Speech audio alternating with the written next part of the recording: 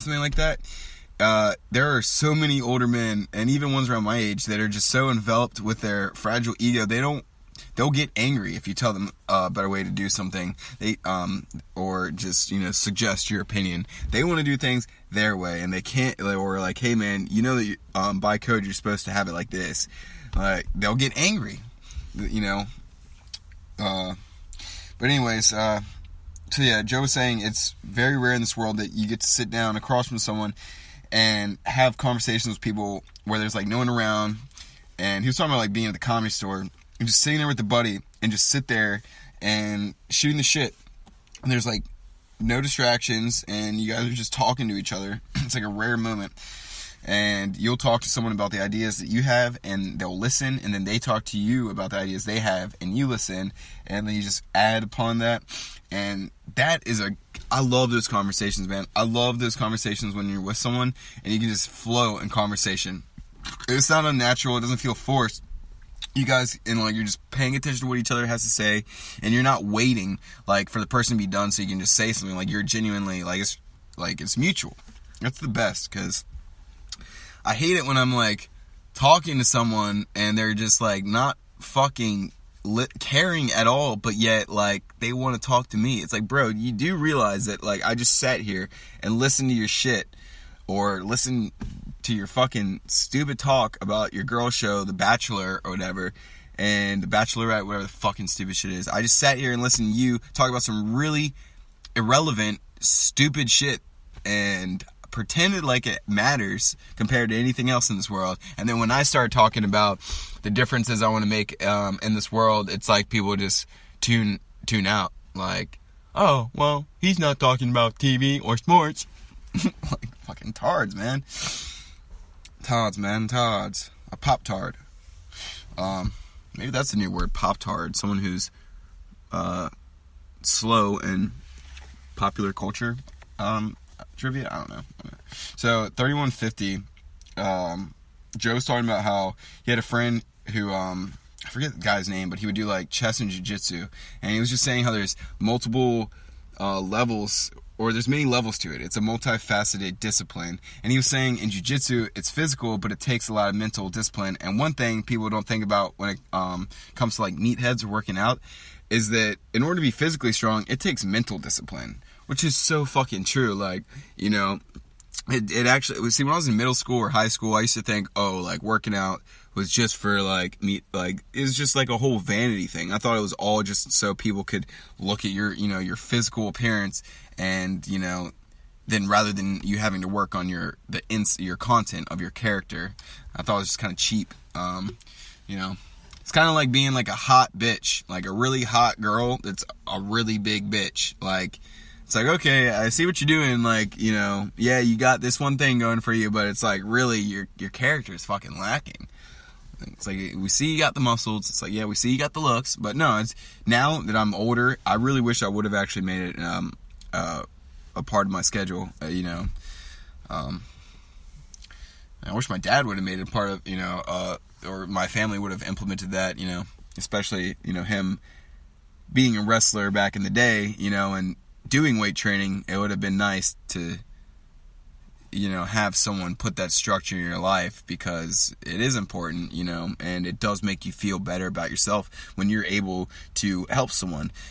Coming from someone who does, physical work, it really does make you feel good when you're able to do physically more than someone else. Not because it's like, hey, I'm better than you. It's like, no, I can help us out for the team. I can get this done for us. Like, I mean, people have strengths and weaknesses in all different ways. So, their strength might not be strength, but it could be some physical strength. It could be something else, mental dexterity or something.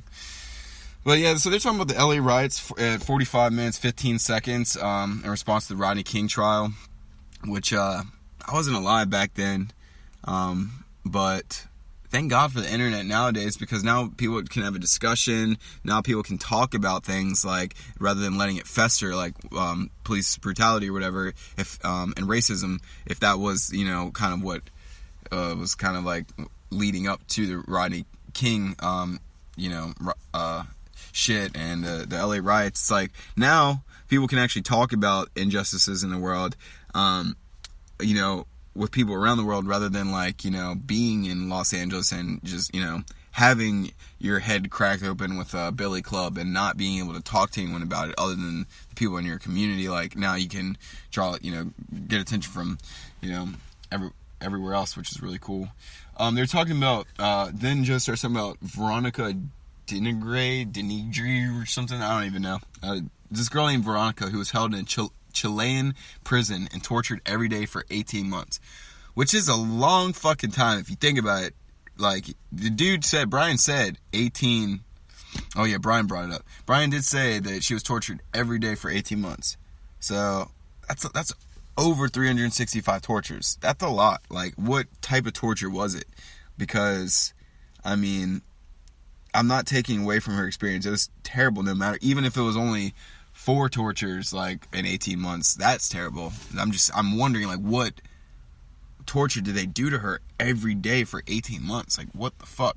But anyways, he was saying how like she created an alternate reality in her head to protect her mind from the actual reality of her situation, which was unbearable for her to take. And which kind of goes full circle to the Christopher Ryan podcast that I did last night, reviewed last night, where he was talking about the multiple personalities disorder and or dissociative, disassociating from the situation, and it's just really sad.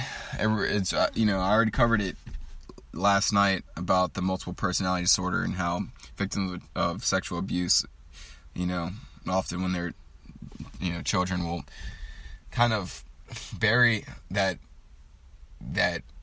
experience by creating new personalities and new, like, almost realities, like different, kind of like compartmentalizing, which is sad for me to think about, because I mean, what if you like really care about someone that does have that and you don't like know, like you don't know who they are, or what personality or what reality they're in at that time, because there's different ones going on. So yeah, 1 hour 7 minutes. Brian was talking about how, let's see, this lady,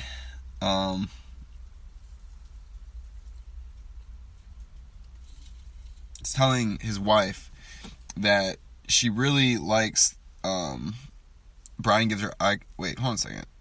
Oh yeah, so he brings up the whole eye contact thing again at 1 hour and 7 minutes. That's why I was like confused for a second. I'm like, wait up, we already talked about this. But yeah, so like, this lady was telling Brian's wife how she really liked that, even though Brian and her haven't had many conversations, that she really likes talking to Brian because he pays her eye contact and it makes her feel like a human. Like, which is so cool, because it's like, yeah, you don't know what someone's been through. Like, you don't know if they have been tortured every day for 18 months, or you don't know if they've had some childhood trauma. And it's like, don't look at them like they're lesser than you, or like, don't, you know, look like they're, you know, away from them like they're not even there. Like, you don't even care they're talking to you. Like, yeah, try to look people in the eyes. Like, really try it out and see what happens. But sometimes I think I make people feel, sometimes I think my eyes are too dark. And I don't know what they see when they look into my eyes, but sometimes I think I make people feel uncomfortable. It's like I'm staring into their soul. Like, and I'm not just talking regular eye contact. I think there's actually something about my eyes that, and I've been told this before. I was told this actually 2 nights ago, that I have crazy eyes, essentially. That someone can, you know, look in my eyes and see that I'm crazy. But hey, then you should know not to fuck with me, right? But I wish I could see what they see. I don't know what it is that they see in there. But yeah, so usually confident people are never bothered by eye contact. So, you know, don't be worried about, oh, well, I don't want to look at someone in the eyes, because then I don't want them to think that I'm making them uncomfortable staring to their soul. Well, it's like, well, really, confident people typically don't give a fuck. Like, they're not gonna, if you're talking to someone that's confident and you're listening to them, or if they're talking, if a confident person's talking to you and you're listening and you're like staring at them, that confident person is not gonna feel uncomfortable by you paying eye contact. You know who will? An insecure person. If an insecure person is telling a story, a not confident person, and a confident person's listening to the person who's less confident talk about something, you can almost see it in their eye, or it's the stammering and stuttering, or body language. You can almost see that they're wondering what you're thinking about them. But yeah, fuck it. You know what I mean? Just try to be confident. 1 hour, 8 minutes, 20 seconds. Brian was saying how they're talking about how we're living in the loneliest time in our generation. There is an epidemic of loneliness. And all statistics point that a quarter of millennials will admit that they are incredibly lonely, which probably is partially because of the digital lives, like the social media. And I could 100%, I'll buy that for $1. You know what I mean? I could 100% believe that. Like people have access to communication with more people ever than they ever did. Like back in 92, if you were a kid depressed in your room and your parents put you through some terrible trauma or something like that, you have no one to communicate with. You don't have a cell phone, you don't have the internet.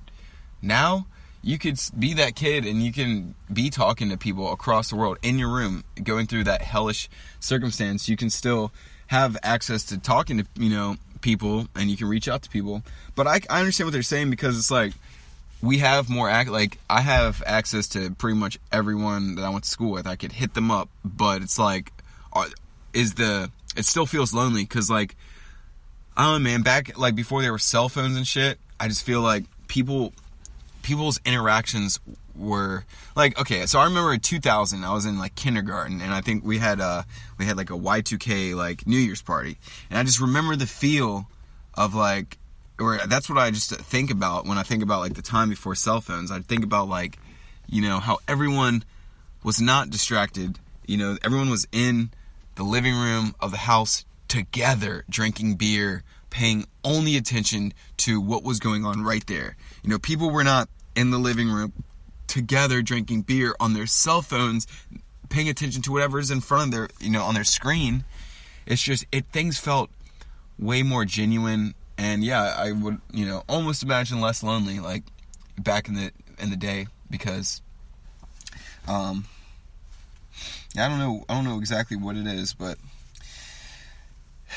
at least there is that excess. If kids are feeling more lonely nowadays, it's probably because they're comparing themselves to what they see in social media. It's probably because they're like, oh, I only have 100 friends on my Instagram, but I'm looking at this account that has, 10,000, or why does this girl in my school get, 400 likes on her pictures and I got 2?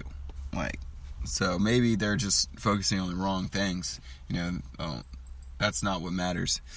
But, so yeah, they brought up ghosting, which at 1 hour and 9 minutes and 16 seconds, which if you don't know what that is, it's essentially where you stop talking to someone. Like if you were like texting someone, or if a girl's texting you and she's like, it's like, oh, everything's cool, like we're texting every day for a week, and then all of a sudden she just stops, hitting you out of nowhere. That's ghosting. That's what they're talking about.